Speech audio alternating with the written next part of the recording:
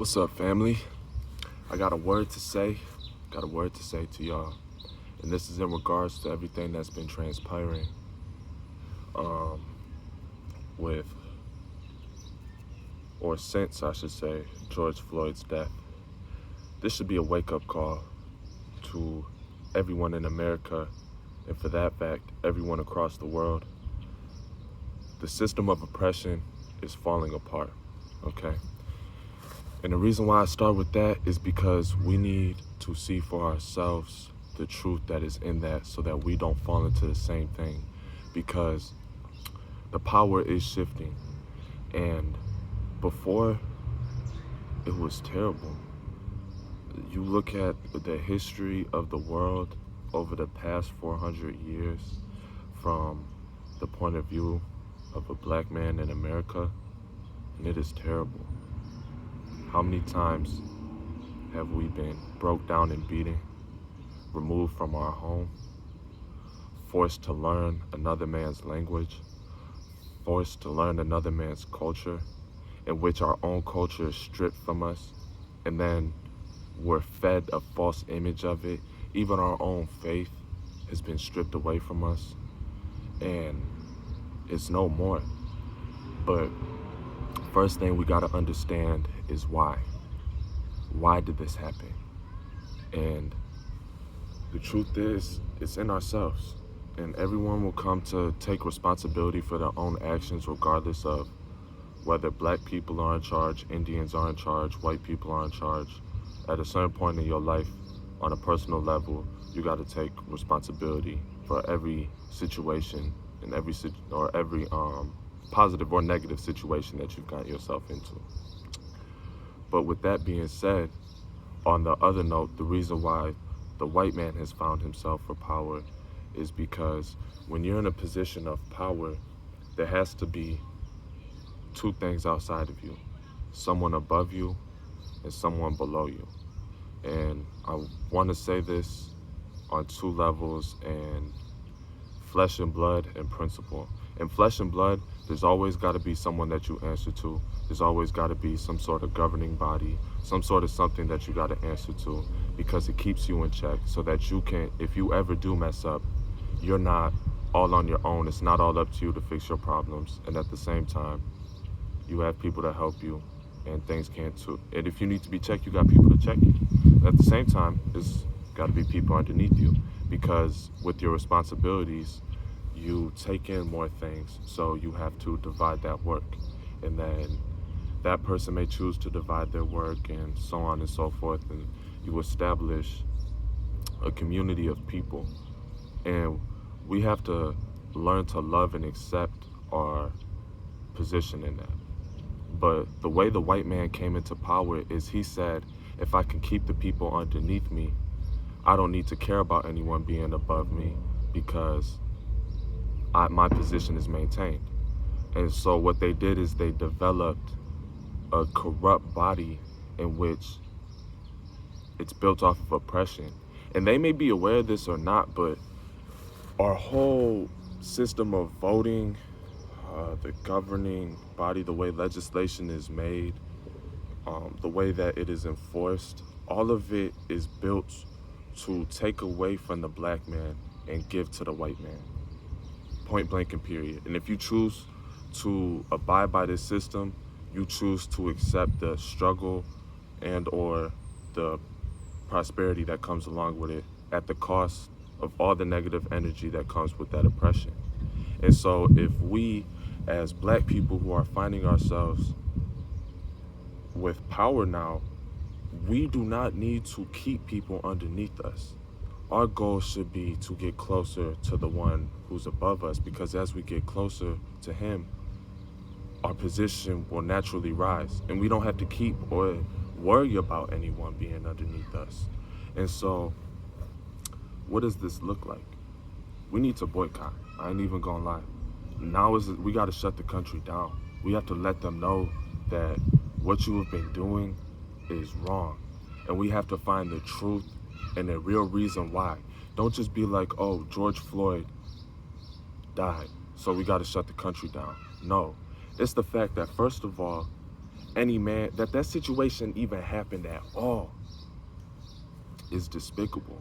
The fact that a police officer could ever have that power, the fact that any citizen, it got recorded, and yet it got recorded by multiple people, and no one stepped in, no one stopped.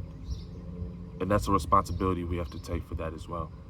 And the fact that we live in a world like that lets us know that the principles that we've been holding have to change. And so in this boycott, it should not be that I want vengeance, because that man and everyone in support of that nature is going to receive their fill. And you can't look at his position and judge it at all, because you have no clue what God has for him or anything. At a certain point in time, you got to understand that there's things outside of you that we cannot control. And we have to understand our position and know where our power is so that we can reinforce our weaker parts. And this is that. The U.S. government has the strongest military. Why? Not to keep people out, but to keep people in, so that when the time comes for when the people start causing insurrections, they can shut it down. But here's the thing, you can't kill us, for real, because we are you. And so this is a real message to the people who are in the military. You need to be standing just as strong, because everyone has a fight that they are battling, and if you turn away from your fight, you are choosing to help the enemy, in which when the enemy falls, you will too. So when we're boycotting, we need to look at the things that we're getting away from. First of all, we got to stop the liquor and the drugs, because first of all, it's degrading us, and it's let's say confusing our priorities. It's mixing up our priorities. And I don't care, I'll testify for myself. I can smoke and go and operate and do just fine, but when I don't smoke, I'm sharper and I'm more motivated, ready to go. And I understand that everyone has things going on in their life that they're trying to get away from, but this is the enemy that you're facing. The fight that you've been looking for, the one you've been searching for, and who's responsible for all your pain and all your struggle, this is it. And so we have to identify how we've been feeding into that enemy, and that's through alcohol and drugs. And on top of that, they've been using it as a way in order to create a war onto us, because they made it an out for our brothers and our sons to make a profit. And they told them that money is king in this system. And so if you want to make money, you'll be all right. And so they know that their law has no real respect, and in the end that they're actually going to go for these drugs. All they have to do is supply them. And anyone who really looks into it knows that the government is bringing the drugs into America, okay? Because there's no way, the way the border is, there's no way that they'd be able to come in without being detected. And all that happens is that they build up a drug dealer, and then they shut him down. And then once they shut him down, they take everything that he has, give it to another man, build another one up, and shut him down. Because what they're doing is they're taking kings and they're imprisoning them. And they're teaching them wrong ways. They're finding people who are looking for guidance, and they're fooling them like they're giving them an out. And they're taking advantage of us. So we got to stop feeding into that. And it doesn't matter if you buy your weed from a black man or not. It's these principles. It's the principles of the drugs and stuff. And we need to understand that our money has real power and real influence, because it's not about the dollar. The US dollar really isn't worth a damn thing. It's not backed by gold or anything. It's just backed by the principal worth of America. And we have to understand that as a community as well, that our money, our currency is not actually a paper, but it's in our value and our standing and our ability to produce. What fruits can we harvest? And so we need to start finding ways in which we can provide for ourselves, because this system, again, is not for us, okay? And what's going to happen is we're going to try to get our way, and they're going to try to buy us out. And that's not the answer either, because while a lot of people can do good things with that money, the system still stands. And there's still, while you are all right, your brother might be in poverty because he doesn't have the guidance and the support that he needs. And we need to understand, and this is why I'm not saying to continue to riot, but I'm not opposed to the riots that took place, because the reasoning is that the respect of a human is more important than a business. Their cause is more important than a business. It's not about money. It's about the fact that they can't respect a human. There's no equality amongst human beings, and this system is in support of it. We don't want it. And so if we don't want it, at the same time, we got to understand that we got to make something for ourselves. And if we're still giving into that other system, you can't serve two masters. A servant cannot be in a household and serve one master or serve two masters, because in him being a good servant to one master, he's neglecting and disrespecting the other. And so it's time to pick a side. And we really got to understand what side we're picking and why, because if you're not goal-oriented and you're not focused and driven and aware of your cause, you're going to fall off. And you're going to end up just becoming a burden for everyone else to carry. And you don't have to. Everyone in this world, no matter what your position is well equipped to make a change and better people's lives. All we have to do is stick together and come into community with each other with love and peace. But at the same time, there's a time to kill and a time to heal, a time for war and a time for peace. It is now a time for war, okay?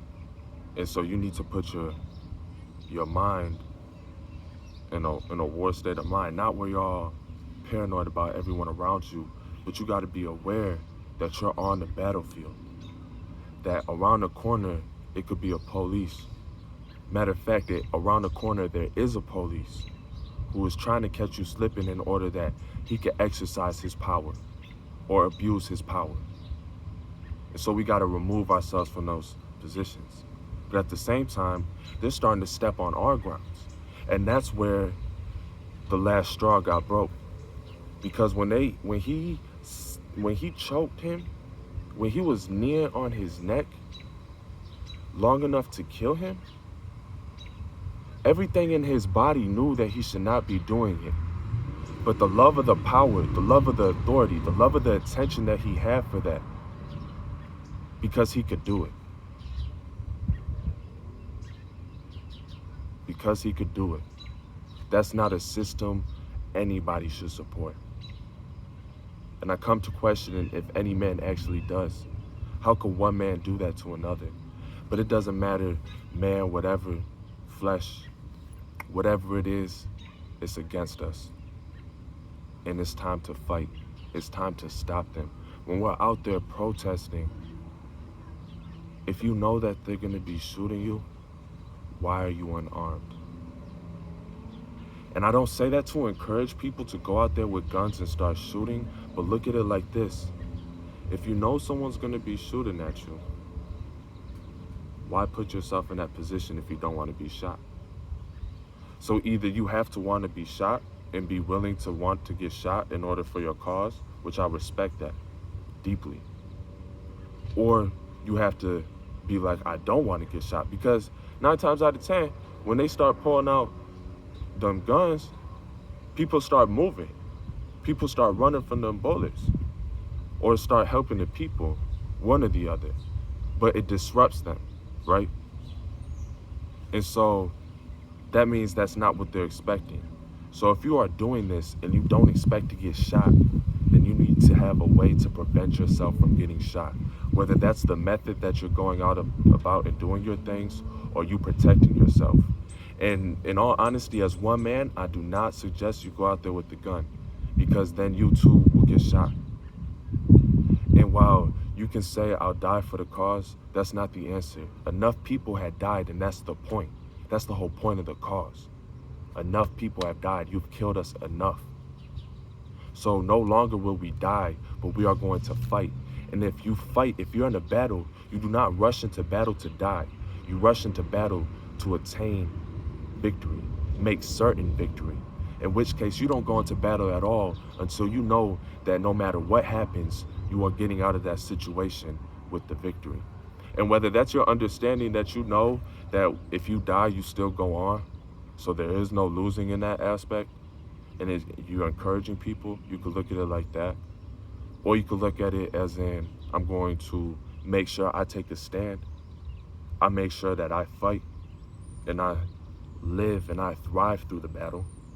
And how do you do that? By observing and knowing yourself, first of all, because in battle, if you know yourself, you can at least guarantee half the victories, at least. But if you know yourself and your enemy, victory is assured, because you know how to set up every situation in which you come out on top. Whether you take a bruise or a beating or two, you have it set up where that beating is on top, and you know how to minimize your damage as well. And in all this planning and this contemplation that we're going to be doing with each other, our goal should not be to oppress or instill fear, because ultimately God is in charge and God's hand is in all of this. And so our goal should be finding that and establishing truth and establishing a real foundation in which we can build a solid country. And that's why I say we need to shut the country down.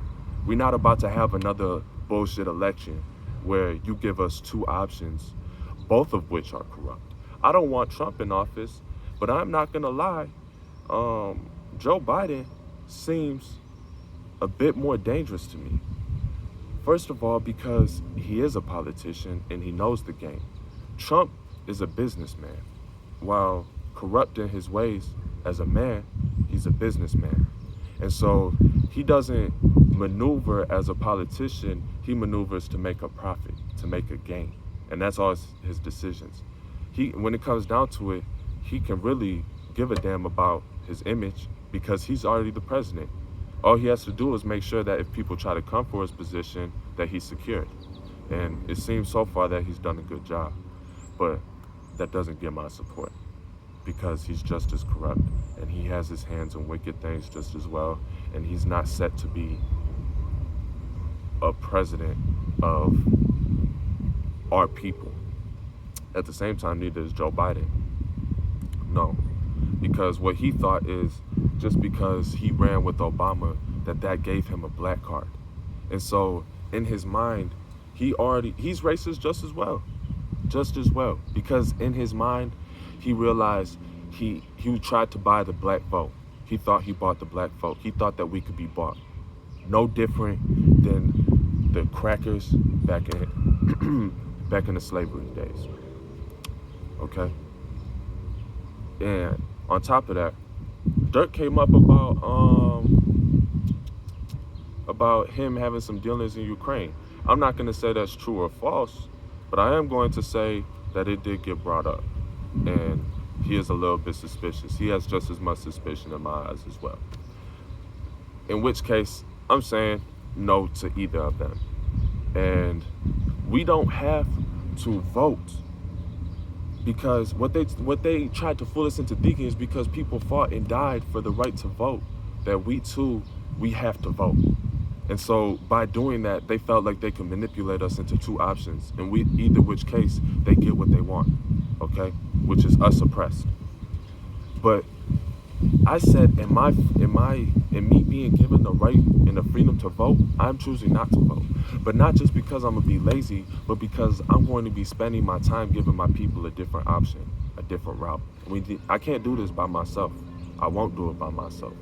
And I ask that you guys come together, reach out to me, put in the comment section anything that you want to talk about, any ideas that come to you in this, and the boycott that we can do. My first suggestion being drugs and alcohol.